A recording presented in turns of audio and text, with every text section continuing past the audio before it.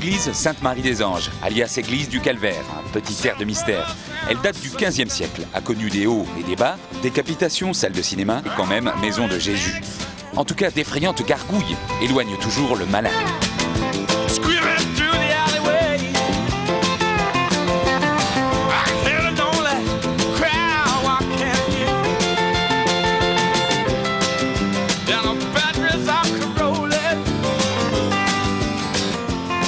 Tout ça, c'est l'histoire qui est un petit peu longue de cette localité. Oui.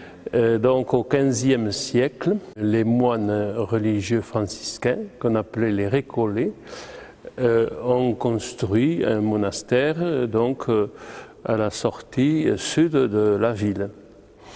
Et c'était sur l'emplacement d'ailleurs d'une voie romaine.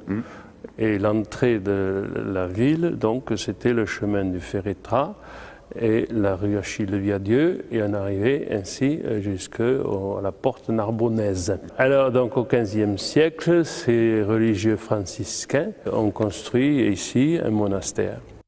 À la Révolution française, on a démoli le clocher et aussi le monastère lui-même. Alors, ce qui était très utile, c'est de pouvoir utiliser le bronze des cloches pour faire des canons.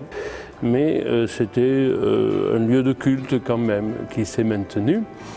Et alors, le titre de Sainte-Marie des Anges a été abandonné à ce moment-là parce que la dévotion à Marie des Anges est tout à fait franciscaine. A été remplacé par le titre du Calvaire.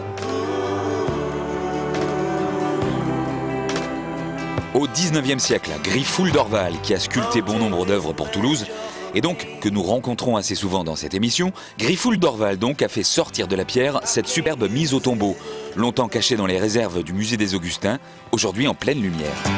It's getting dark, too dark to see.